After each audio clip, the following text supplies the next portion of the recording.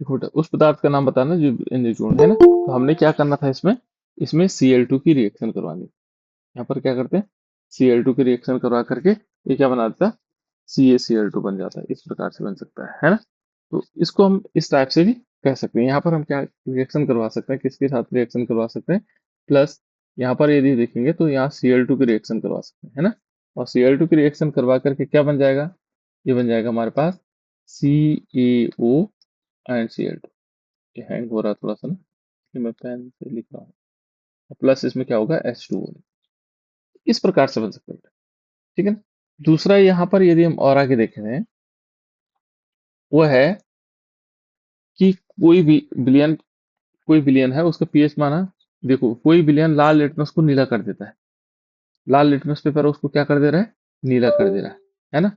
वो कह रहा है कि ये जो विलियन होगा वो किस प्रकार का होगा, है ना। वो विलियन किस प्रकार का होगा, तो किस प्रकार का होना चाहिए बेटा उसको, 7 से ज्यादा।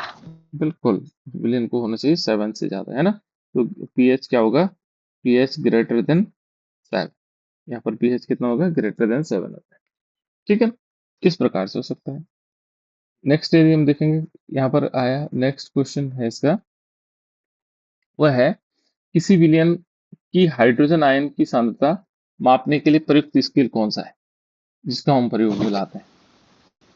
PH scale. बिल्कुल, कल मैंने पीएच स्केल आप लोगों को बताया था। पीएच स्केल होता है जिसके द्वारा हम क्या करते हैं, हम उसकी सांद्रता को नापते हैं। बेटा क्या नापते हैं, पीएच स्केल से हम सांद्रता को नापते हैं। तो इस सांद्रता को नापने के लिए पीएच स्केल का प्रयोग करते हैं, ठीक है ना। ये पीएच स्केल हो जाएगा, ठीक है ना। इसको हम पीएच स्केल के रूप में कह सकते हैं, पीएच स्केल है, ठीक है। ये हमारे पास क्या है, पीएच स्केल आ जाएगा। नेक्स्ट आगे चलें तो ये देखो, नेक्स्ट है कि कोई विलयन नीले लिटमस को लाल कर देता है। मैंने बताया था ना, अनी होता है, अनी। अनी का मतलब क्या हो गया, अम्ल नीले लिटमस को लाल कर देता है ना। इसका मतलब अम्ल हुआ। अम्ल जो लाल लिटमस नीले लिटमस को लाल कर देगा, उससे क्या होगा, उसमें हमें पता लग जाएगा कि इसका मतलब अम्ल का पीएच कितना होता है बेटा, 7 से कम। बिल्कुल 7 से कम। तो हम क्या करेंगे, पीएच इज लेस देन 7।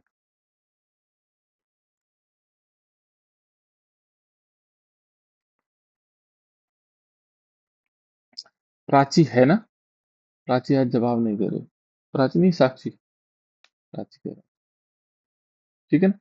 अब नेक्स्ट क्वेश्चन है बेटा, देखो बिरंजन चूर्ण का रासायनिक सूत्र क्या है, क्या है बेटा बिरंजन चूर्ण का रासायनिक सूत्र। Calcium oxychloride. बिल्कुल सी कैल्शियम ए ओ सी एल टू। बिल्कुल CaO Cl2, है ना। क्या होता है, इसका रासायनिक सूत्र रहता है CaOCl2। इसका नाम क्या है, CaOCl2, CaOCl2, ठीक है ना। इस प्रकार से इसको हम बोल सकते हैं। ये देखो CaOC, ये क्या है, इसका रासायनिक नाम। साक्षी को आवाज आ रही है बेटा। Yes sir. हम्म। और रासायनिक नाम क्या है इसका, रासायनिक CaCO2 हो गया, इसका रासायनिक नाम क्या है इसका। Calcium oxychloride. बिल्कुल, वेरी गुड। ये बता रही कैल्शियम ऑक्सी क्लोराइड, ठीक है ना। तो इसको हम कैल्शियम ऑक्सी क्लोराइड भी कहते हैं। नेक्स्ट यदि हम इसको देखें, अगला क्वेश्चन देखें, एक उदासीन विलयन का पीएच का मान कितना होता है। 7। 7। बिल्कुल, वेरी गुड, है ना। अम्लीय विलयन का पीएच मान कितना होता है बेटा, अम्लीय विलयन। 7 से कम। बिल्कुल 7 से कम होता है, वेरी गुड। शुष्क हाइड्रोक्लोरिक गैस शुष्क लिटमस के रंग को क्यों नहीं बदलती। जो शुष्क हाइड्रोक्लोरिक अम्ल है बेटा, वो शुष्क, वो कहता है कि कौन से उसको नहीं बदलता है, शुष्क लिटमस पत्र को नहीं बदलता। क्यों नहीं बदलता होगा,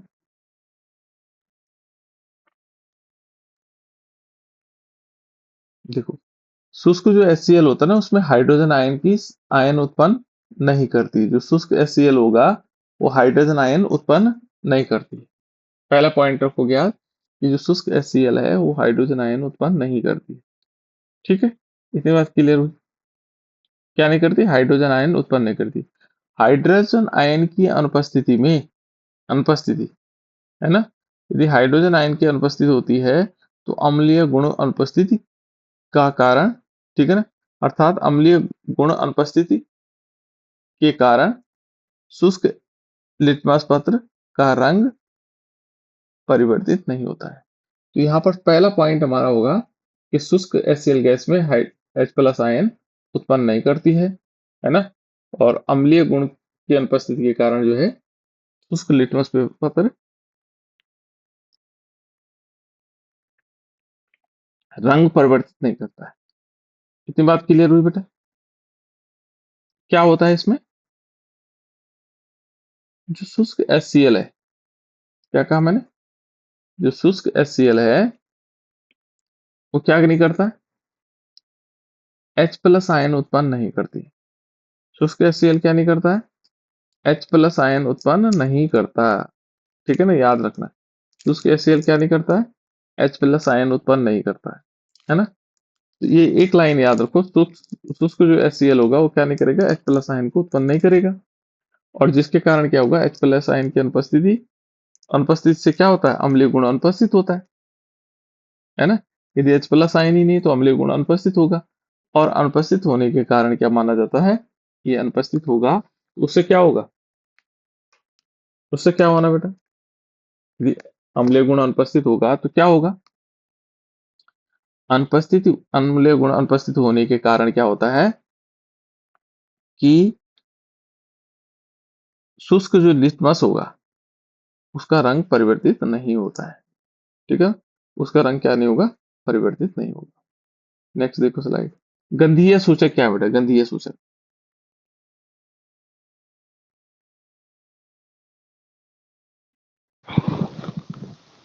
वे पदार्थ जो अम्ल एवं क्षारीय माध्यम में अलग अलग गंध देते हैं। बिल्कुल, यहाँ पर सिंपल है। अम्लीय सूचक क्या होते हैं? जिनकी गंध क्या होती है? अम्लीय माध्यम में अलग और क्षारीय माध्यम में अलग, है ना। वे पदार्थ जिनकी गंध अम्लीय माध्यम में अलग और क्षारीय माध्यम में अलग, है ना, या अम्लीय और क्षारीय माध्यम में अलग अलग होती है, उसे कहते हैं हम गंधीय सूचक। वो क्या हो गया बेटा? गंधीय सूचक। उसको हम क्या बोलेंगे? गंधीय सूचक। ये है हमारे पास गंधीय सूचक। ठीक है, ये गंधीय सूचक कहलाएंगे। ठीक है ना, हम इसको गंधीय सूचक कह सकते हैं। ठीक है, तो गंधीय सूचक आपको समझ में आ गया होगा। नेक्स्ट देखिए आगे। ये कहते हैं धावन सोडे का रासायनिक सूत्र क्या है? क्या होता है बेटा धावन? हाँ, Ca2CO3 सी ए, Na2CO3 हाँ बस सही, C2CO3 बोला इसने, है ना। देखो यहाँ पर हमें ध्यान रखना पड़ता है, धावन जो सोडा होता है ना वो होता है Na2CO3। क्या होता है बेटा? Na2CO3। एक कल मैंने और चीज बताई, इसमें 10 मॉलिक्यूल H2O भी होते हैं, है ना। तो यदि आपने केवल धावन सोडे का सूत्र लिखा तो आप लिख सकते हैं उसको Na2CO3, है ना, लेकिन इसमें 10 मॉलिक्यूल H2O भी जोड़ सकते हैं, है ना। तो यदि ये पूरा फॉर्मूला हो गया इसका। ठीक है ना, तो धावन सोडे का सूत्र क्या होता है? इस होता है Na2CO3 और 10 मॉलिक्यूल H2O, यानी कि sodium carbonate Deka hydrate. Deka मतलब होता है बेटा 10, और हाइड्रेट का मतलब H2O। 10 मॉलिक्यूल क्या होंगे इसमें? H2O, है ना, क्या होंगे? 10 मॉलिक्यूल H2O। इस प्रकार से हम देख सकते हैं। ठीक है, इस टाइप से हम इसको कर सकते हैं। ठीक है ना, तो ये हमारे पास आ गया। इस टाइप से हम इसका नाम।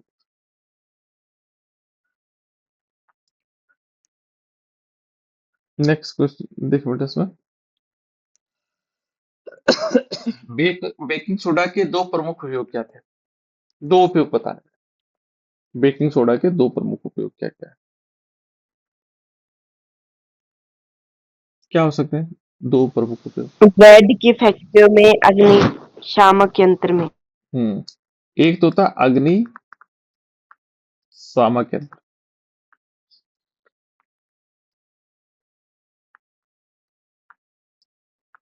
ये अग्निशामक यंत्र में किस प्रकार से होता है?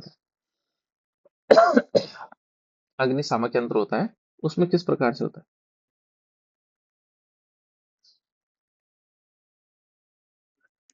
जैसे इसमें क्या करते हैं, क्या क्या चीज, एक तो बेकिंग सोडा मिलाते हैं। बेकिंग सोडा का सूत्र क्या होता है?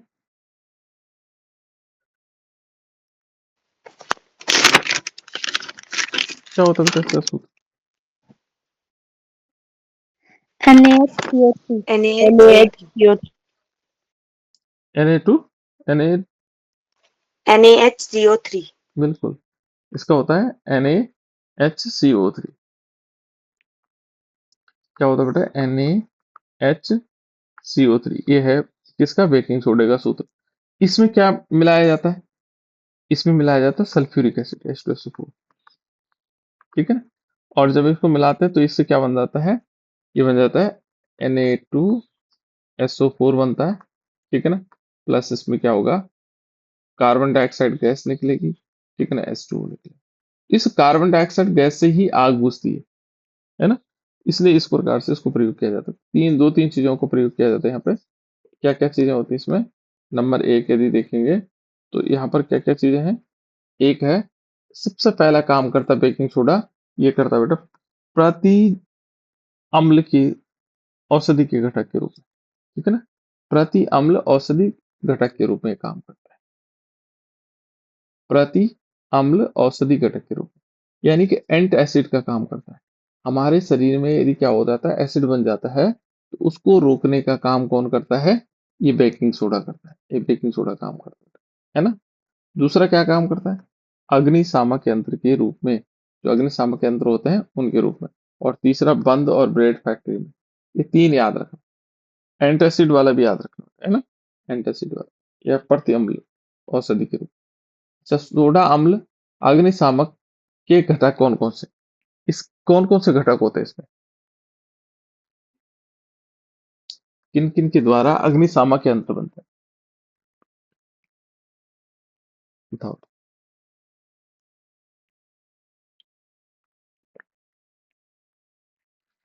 कौन कौन से घटक होते हैं इसके? किन किन से बनता है ये? अग्निशामक किन किन चीजों से मिलकर के बनता है?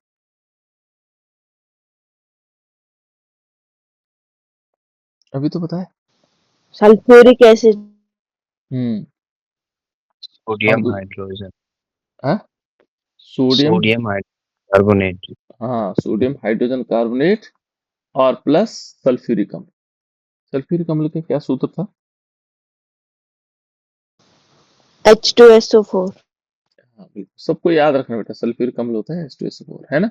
इन दोनों चीजों से मिलकर के क्या बनता है? ये बन जाता है।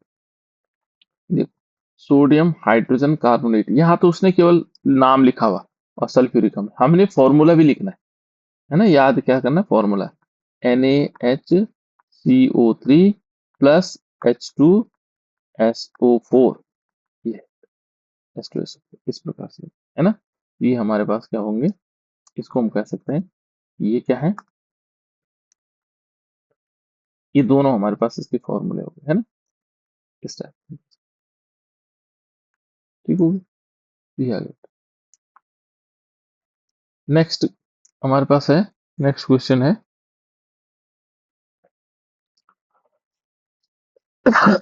2 बिलियन है ए और बी, है ना? ये थोड़ा क्वेश्चन दूसरे टाइप से पूछा हुआ उन्होंने कि 2 बिलियन ए और बी, ए तथा बी के पीएच मान क्रमशः 5 और 8 है। एक का 5 है और एक 8 है। इनमें से कौन सा बिलियन क्षारकीय होगा? B B. कैसे पता लगाया बेटा? साक्षी बताएगी, कैसे कैसे पता लगाया? क्योंकि B 7 से ज्यादा यहाँ पर दो चीजें ध्यान रखनी है आपको, है ना? क्या क्या करना है? बिलियन देखो, यदि बिलियन का पीएच, है ना? बिलियन का, मान लीजिए बिलियन का पीएच कितना है? पीएच बराबर, हमने कहा यहाँ पर बिलियन है तो पीएच है 7 से कम, लेस देन 7, लेस देन 7, 7 से कम है, 7 है बेटा, 7 से कम है, तो वो विलयन हमेशा कैसे होता है? अम्लीय। कैसे होगा? अम्लीय। यदि पीएच मान कितना है? पीएच इज इक्वल टू 7 है, तो होगा उदासीन। क्या बोलेंगे बेटा? उसको उदासीन बोलेंगे। और यदि पीएच क्या है? पीएच हमारे पास is equal to greater than 7 है, तो क्या होगा? क्षारीय। कैसे होगा? क्षारीय।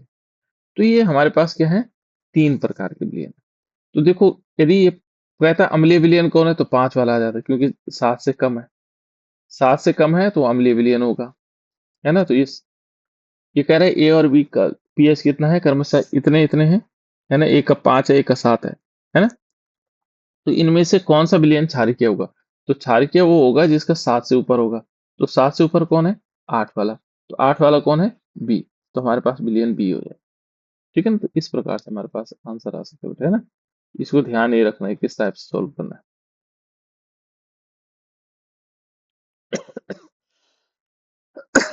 सॉरी। ठीक है ना? ये क्षारीय हो गया। नेक्स्ट देखिए बेटा, इसमें अम्लीय वर्षा किसे कहते हैं? तो आप लोग डिस्कस भी कर रहे थे क्लास वे वर्षा जिसमें जल का की सांद्रता 5.6 से कम हो। में। बिल्कुल। क्या होना चाहिए राधा बेटा?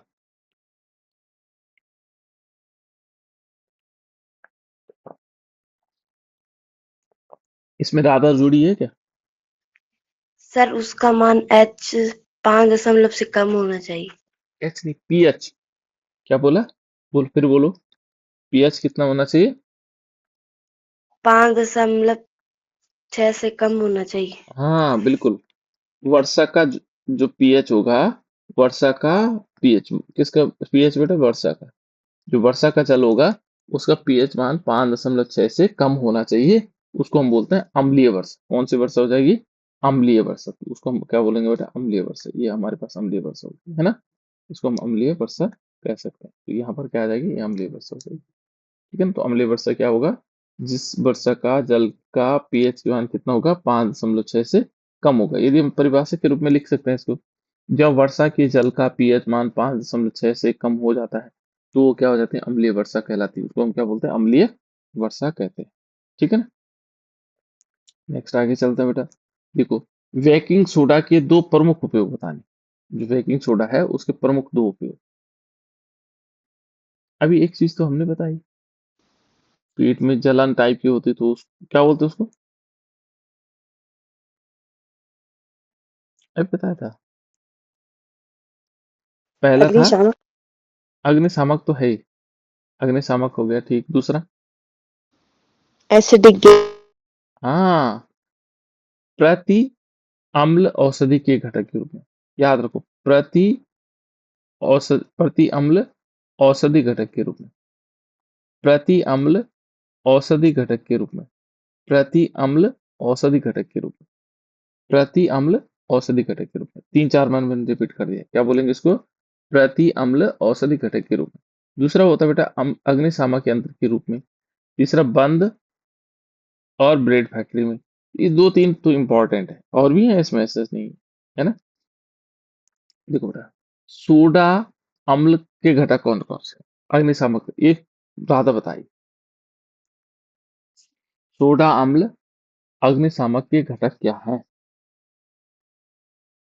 सोडा अम्ल अग्निशामक के घटक क्या है बेटा? इसके घटक कौन कौन है? किन चीजों से बनता है? घटक का मतलब होगा किन चीजों से बनता है? बता बेटा। कोई बात नहीं, गलतियां होंगी, कोई दिक्कत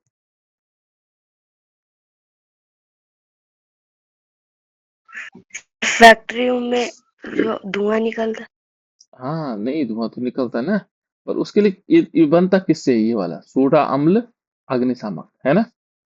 ये किससे बनता होगा? किससे बनता बेटा दिव्या? इसके घटक कौन कौन? दिव्या बता रही। आयुष? सोडियम हाइड्रोजन कार्बोनेट और हाँ, सल्फ्यूरिक एसिड। बिल्कुल। देखो, ये बनता 2 चीजों से। एक बनता है सोडियम हाइड्रोजन कार्बोनेट, याद रखना बेटा। और प्लस सल्फ्यूरिक अम्ल H2SO4 क्या है, H2SO4, सोडियम हाइड्रोजन कार्बोनेट और H2SO4 इन दोनों से मिलकर के क्या बनता है, अग्निशामक। ये इसके घटक है, अम्ल के घटक है ना। एक अग्निशामक उसके घटक हैं, देखो सोडियम हाइड्रोजन कार्बोनेट और साथ साथ में क्या है इसमें, सल्फ्यूरिक अम्ल। ये दो चीजें हैं, ठीक है ना, इन दो चीजों से मिलकर के बनता है, ये घटक है इसके। कौन कौन है, सोडियम हाइड्रोजन कार्बोनेट और सल्फ्यूरिक अम्ल, है ना।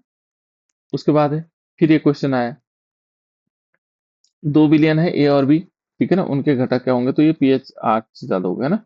चलिए सारे क्या हो जाएगा, अम्लीय वर्षा भी हमने पढ़ लिया। अब इसके बाद देखो, ये कह रहा है कि सोडियम हाइड्रोजन कार्बोनेट, देखो सोडियम होता है Na, सोडियम क्या होता है बेटा, Na, हाइड्रोजन H होता है, कार्बोनेट CO3, ये इसी से पता लग रहा है, देखो सोडियम हाइड्रोजन कार्बोनेट, ये हमने लिखा। विलयन को गर्म करने पर क्या होता है, इसको गर्म करेंगे, इसको हमने क्या किया, गर्म किया।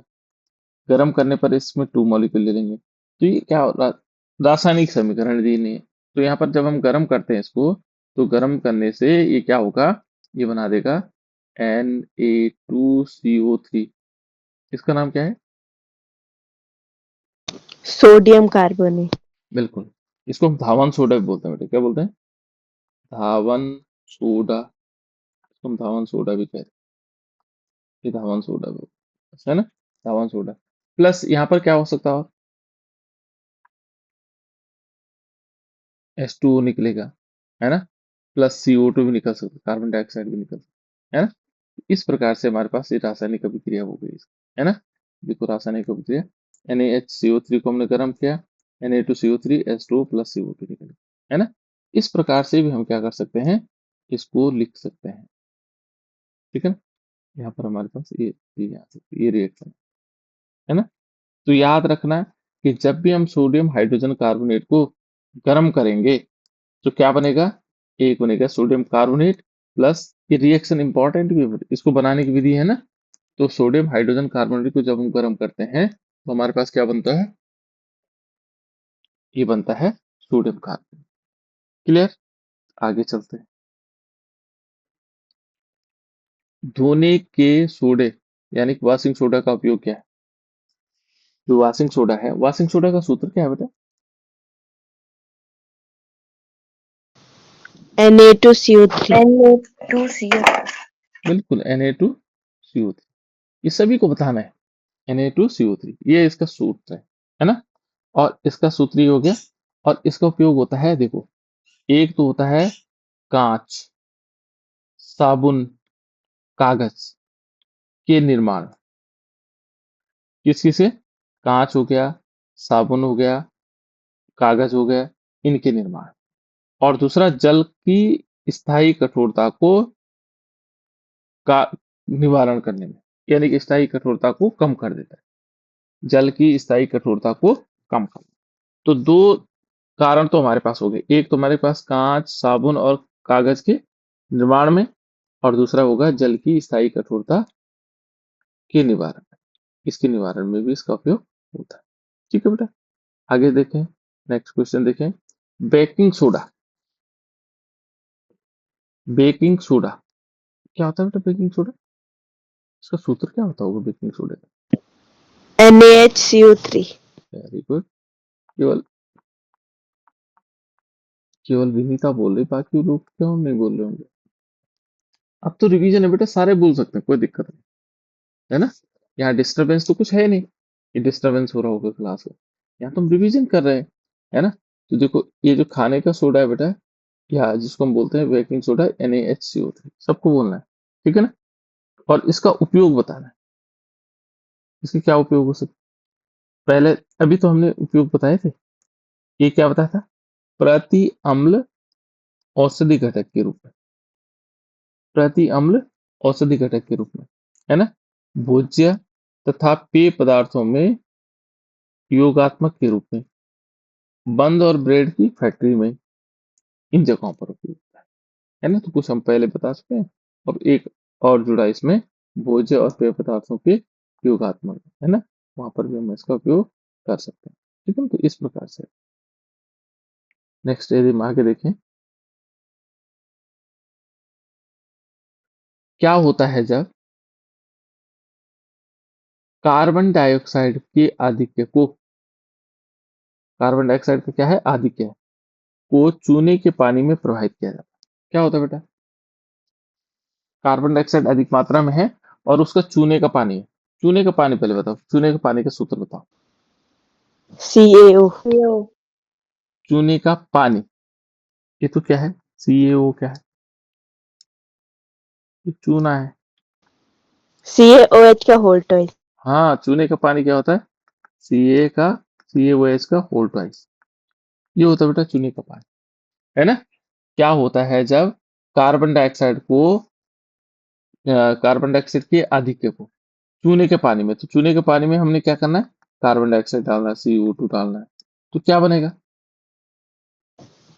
Calcium oxychloride. ना, कैल्शियम ऑक्सीक्लोराइड। ठीक बोला तुमने, बहुत बढ़िया।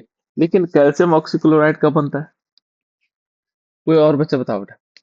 अब थोड़ी देर बिना तो नहीं बताएगी, कैल्शियम ऑक्सीक्लोराइड कब बनता है, चूने के पानी में जब हम क्लोरीन डालते हैं। बढ़िया, तुमने ये एक और चीज याद दिला दी। कैल्शियम हाइड्रोक्साइड चूने के पानी में जब हम क्लोरीन डालते हैं तो क्या बनता है, कैल्शियम ऑक्सीक्लोराइड बनता है। इसको क्या बोलते हैं, क्या बोलते हैं बेटा इसको, इसको बोलते हैं हम, क्या बोलते हैं इसको, इसका प्रचलित नाम क्या है? विरंजक चूर्ण। बिल्कुल, विरंजक चूर्ण। याद रखो बेटा, विरंजक चूर्ण है। ये क्या है, विरंजक चूर्ण है, इसको हम विरंजक चूर्ण बोलते हैं। क्या बोलते हैं, ब्लीचिंग पाउडर, विरंजक, जो रंग उड़ा देता है, विरंजक चूर्ण कहते हैं इसको, है ना? विरंजक चूर्ण, ये रंग उड़ा देता है, विरंजक चूर्ण। ठीक है ना, इसको बोलते हैं हम कैल्शियम ऑक्सीक्लोराइड। लेकिन जब कार्बन डाइऑक्साइड डालते हैं तो क्या होता है, ये रिएक्शन में पहले दिन बताया था कि जब चूने के पानी में हम कार्बन डाइऑक्साइड को डालते हैं तो क्या हो जाता है, ये बना देता है CaCO3। क्या बनाएगा, CaCO3, और प्लस इसमें H2O निकलेगा, जल निकलेगा। इसको बोलते हैं कैल्शियम कार्बोनेट। देखो, यदि चूने के पानी में क्लोरीन डाल दिया तो विरंजक चूर्ण बनेगा, कार्बन डाइऑक्साइड डाल दिया तो क्या बनेगा, कैल्शियम कार्बोनेट बनेगा। अब दो चीजें एक साथ याद हो जाएंगी आप लोग, है ना? ये दोनों चीजें याद रखने बेटा, ठीक है? इस प्रकार से हमारे पास क्या होगा, जब हम चूने के पानी में क्या डालते हैं, कार्बन डाइऑक्साइड को डालते हैं तो क्या बनता है, कैल्शियम कार्बोनेट बनता है। याद रखना, आपको क्या बनता है, क्या बनता है बेटा, कैल्शियम कार्बोनेट। क्या बनेगा, कैल्शियम कार्बोनेट, तो कैल्शियम कार्बोनेट बनेगा।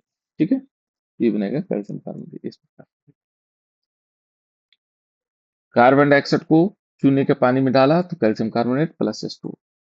ठीक हो क्या,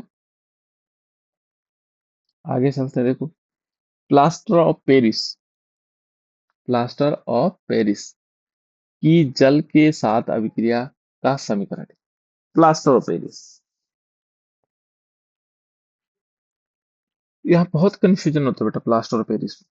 प्लास्टर ऑफ पेरिस और जिप्सम, ये दो चीजें हैं, बहुत कंफ्यूजन करती है। कौन सा फॉर्मूला किसका है पता नहीं, है ना? तो प्लास्टर ऑफ पेरिस देखो, प्लास्टर ऑफ पेरिस होता है कैल्शियम CaSO4, और यहाँ पर होगा हाफ H2। जब हम इस पर 1.5 H2O जल की अभिक्रिया करवाते हैं, 1.5 का मतलब 1/1/2 H2O की अभिक्रिया करवाते हैं, तो मालूम क्या बना देता है, ये बना देता है हमारे पास CaSO4 और 2 मॉलिक्यूल H2। ये है बेटा जिप्सम, इसको क्या बोलते हैं, जिप्सम। और यहाँ पर हमारे पास ये है POP, plaster of Paris. POP नहीं करवाते हैं घर में, पुट्टियां टाइप की कराते, POP करवा दो, है ना? तो इसको बोलते हैं प्लास्टर ऑफ पेरिस। घर में पुट्टी भी करवाते हैं, और कई किसी की हड्डी पसली टूट जाए तो उसको भी, उसपे भी POP करवाते हैं, प्लास्टर ऑफ पेरिस लगा, तो हड्डी को जोड़ने के काम भी आता है ना? उसको पानी में मिलाते हैं और घोल को हड्डी के, हाथ के बाहर, या हाथ हाथ टूटा तो हाथ के बाहर लगा देते हैं ताकि हड्डी हिले नहीं, ठीक है ना, वो हार्ड हो जाता है ना। ये है बेटा हमारे पास पीओपी। पीओपी का मतलब हो गया प्लास्टर ऑफ पेरिस, है ना, पीओपी करवाते हैं। प्लास्टर ऑफ पेरिस का उपयोग बताना बेटा, क्या उपयोग हो सकता है अभी बताएगा। हड्डियों को जोड़ने में। और देखो, एक तो इससे खिलौने बनते हैं, पीओपी से क्या बनते हैं, खिलौने, जो छोटी छोटी खिलौने होते हैं। आभूषण भी, आभूषण, आभूषण हो गया, ये पीओपी से बनाए जाते हैं। मूर्तियां हो गई, मूर्तियों के ढांचे, जैसे आभूषण है ना, आभूषण को बनाने के लिए एक ढांचा बना दे, है ना, ऐसा बना दिया, उसके ऊपर क्या कर दिया, किसी और चीज को डाल दे तो उस ढांचे उसी रूप में आ जाए, है ना। मूर्तियों के ढांचे, सजावट के सामान नौ को बनाने के लिए, जो सजावट के सामान होते हैं बहुत सारे, वो पीओपी से बनते हैं, है ना। और एक इम्पोर्टेंट है, चिकित्सा विज्ञान में टूटी अस्थियों को ठीक स्थान पर बैठाने के लिए, जो टूटी हड्डियां, जो हड्डियां हमारी टूट जाती है उनको ठीक जगह पर बिठाने के लिए भी इसका प्रयोग किया जाता है, या हड्डियों को जोड़ने के लिए भी कर सकते हैं। ठीक है, तो इस प्रकार से जाएगा। नेक्स्ट आगे देखते हैं। विरंजक चूर्ण, एक क्वेश्चन पूछ रहा है, विरंजक चूर्ण की तनु हाइड्रोक्लोरिक अम्ल से क्रिया कराई जाती है ना, इससे क्रिया कराई जाती है, तो क्या होगा इसकी रिएक्शन बताने में, है ना, किससे रिएक्शन होती है। देखो ये इंपॉर्टेंट रिएक्शन है बेटा, हमारे पास है CaOCl2 और इस पर हमने हाइड्रोक्लोरिक अम्ल की रिएक्शन करवानी है, HCl की रिएक्शन, ये बोर्ड एग्जाम में पूछी गई, 2HCl की रिएक्शन करवानी। तो ये क्या बना देता है, ये बना देता है CaCl2 कैल्शियम क्लोराइड, प्लस इसमें क्या बन जाएगा, H2O बनेगा, प्लस इसमें Cl2 बन जाएगा। ये है रिएक्शन, ठीक है, इस प्रकार से बन सकता है। तो ये हो गया बेटा हमारे पास रिएक्शन, है ना, इस प्रकार से हम इस रिएक्शन को समझ सकते हैं। चलो ये ठीक हो गया, इतने क्वेश्चन हमारे रिवीजन हो गए। कल हम इसका टेस्ट भी लेंगे बेटा आपको, है ना, तो आप लोग सारे बच्चे पढ़ करके आएंगे।